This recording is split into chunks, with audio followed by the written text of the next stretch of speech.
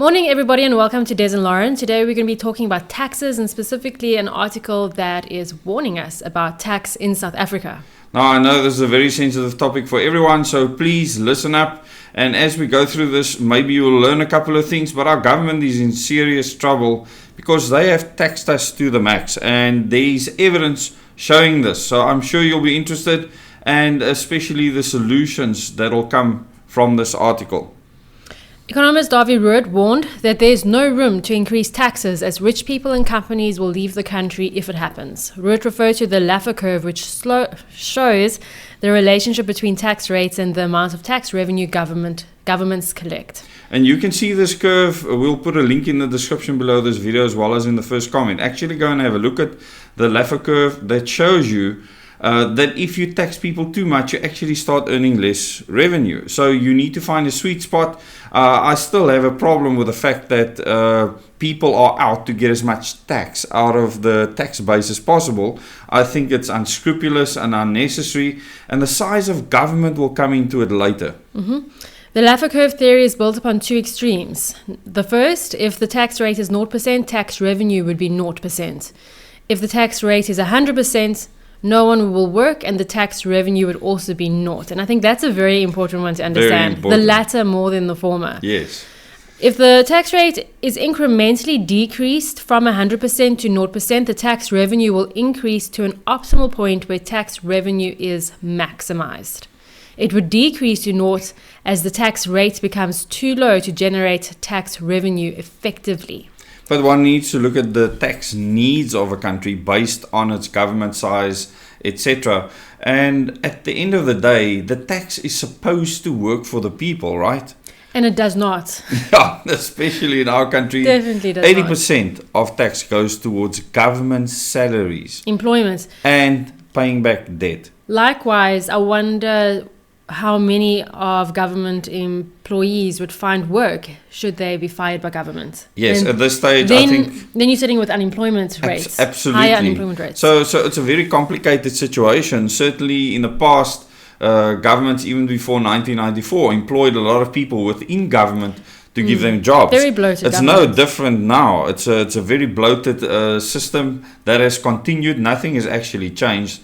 And cadre deployment, which is an official stance of the ruling party at the moment, an unofficial stance of the opposition parties of the country, is happening everywhere. And I mean, you've experienced that firsthand. Yes, loyalty will secure your job, basically. Loyalty equals job security. Even in the Western Cape, in the Cape Town Metro. No, currently in the current system, and this is why I started OWN, because I looked at all the political parties available, really looked at them and realized all of them will employ the same tactics. They do. They have the same internal policies, the same, they're subject to the same toxic organizational culture that exists, not just countrywide, but worldwide.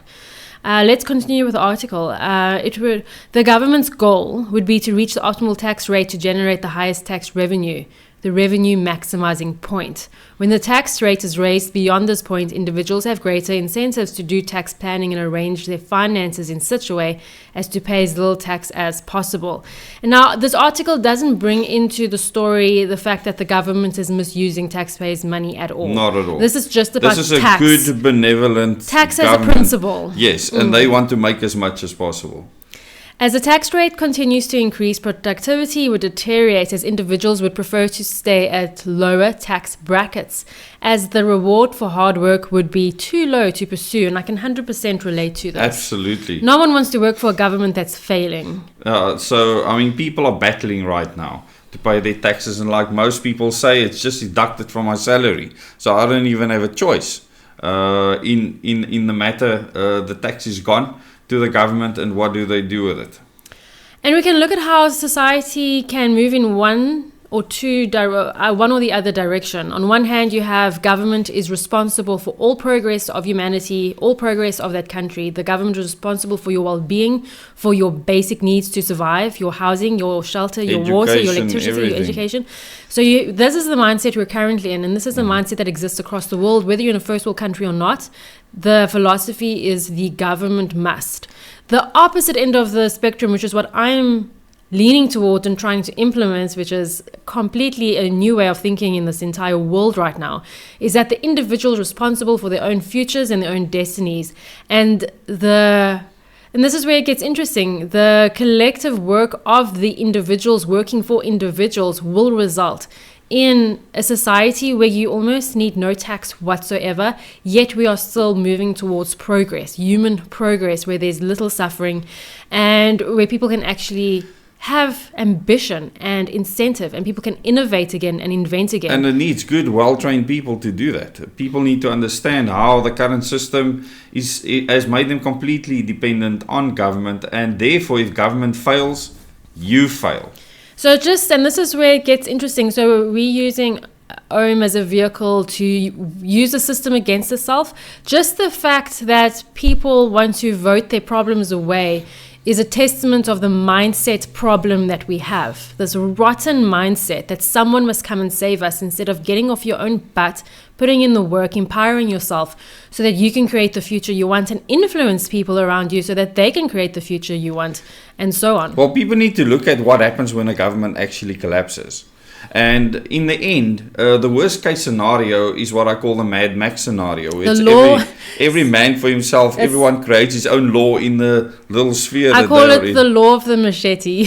It is absolute madness. Yeah. And this is where we will head if we depend on this governance system we're currently in South Africa, and maybe in the country that you're in around the world, maybe not in South Africa, that are watching this video. You can tell us in the comments how this is affecting you where you're at, your dependence on your government for everything. High taxes can also put a strain on the economy and limit growth, which in turn results in lower tax collection. So there's a beautiful little graph. I love graphs. If you open the link, then you'll see the graph. Please have a look at the graph. It explains just what we spoke about now. South Africa on the wrong side of the Laffer Curve comes next. And I'm sure all of you will agree that we're on the wrong side of this curve, that government is just looking for the last dregs that they can sap out of society. Mm-hmm. South Africa will likely miss its primary budget surplus target for the 2023 fiscal year by about 8.9 billion rand after revenue collections undershot estimates. The country recorded a primary budget deficit of 1.53 billion rand in the fiscal year through March 2023, the National Treasury said. The situation is aggravated by slow economic growth because of load shedding, poor economic policies, and aligning itself with Russia. I've always said the less tax you have, the more spending money you have, the better the economy is. It's not rocket science. The government may consider raising taxes to make up for the deficit. However, it is not easy, as it can result in even bigger problems, and absolutely will. Roodt said South Africa had surpassed the peak of the Laffer Curve, making it difficult for the government to increase taxes. So according to this graph, South Africa cannot increase taxes without very detrimental consequences. Actually losing income, and that's where we're at now. Through losing people, losing business, etc. He said the government may get slightly more money in the short term by increasing income taxes, but it can have negative consequences. A small number of South Africans pay most taxes in the country. They can easily leave the country and are already doing so.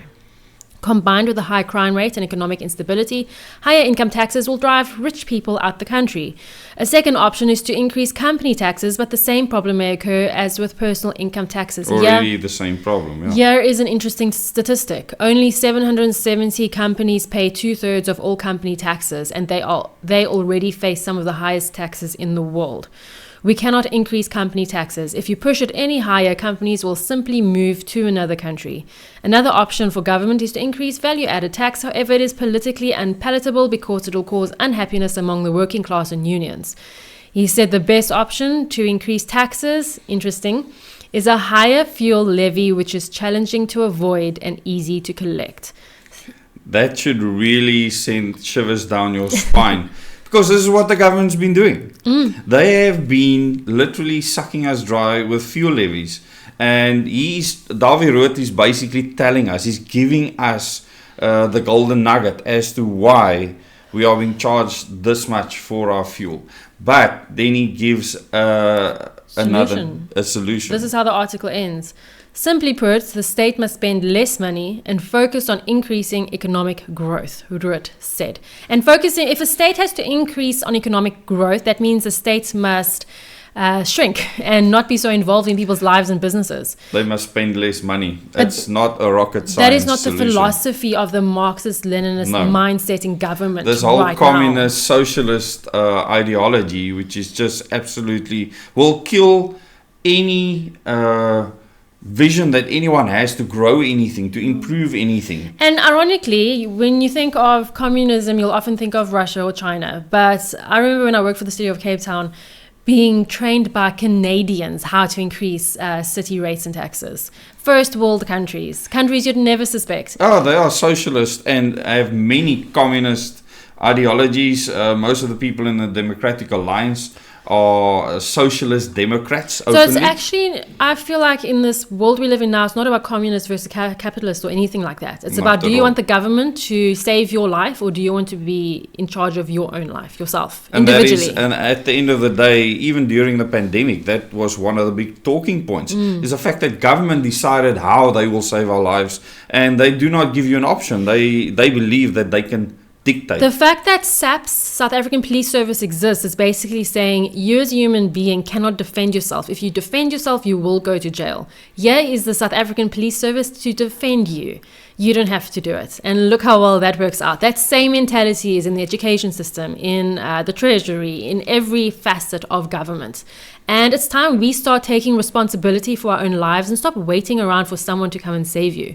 We need to take charge, get the skills and the knowledge you need to move forward, and then work with other people with the same mindset. And before you know it, we'll be in a free country. And this is what we will be focusing on, and that is training people. And there are already communities doing this around the country. You actually referred to an article on some communities yesterday that are starting to do things that where the government has failed. And they must really feel, why am I paying tax if I have to fix these things? So I've always said things will happen to people that'll make them change their mindset. Yes, and I think it's very easy. We read lots of news articles in the morning before deciding what to actually talk about. Try to find the most relevant to the individual. And I think it's easy for a lot of people, if you read a lot of news, to feel despondent about the future and to feel negative about the future. But know this, nothing has changed for decades, for centuries. Nothing has changed. The speed at which information is spread has changed. And your awareness of an issue doesn't make that issue any more severe than it was before you knew about it.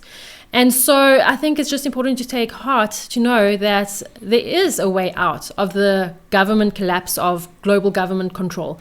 And that way out is your action towards a goal according to principles of freedom and humanity. I think that's probably the most important statement, is that it's going to depend on you doing something. So the mentality of relying on an opposition party or anything like that, that is not going to work. It will not work out well for you. And we must, that's different. What you're saying there is different. Relying on something is different to using things at your disposal as a tool to have a certain end. And within the organic humanity movement that you started, there is now a vehicle, a political mechanism to change the system. Mm-hmm.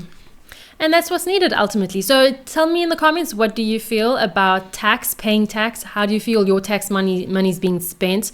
What would you do if tax was less? What would you do with that extra cash flow that you have at your disposal if tax was less?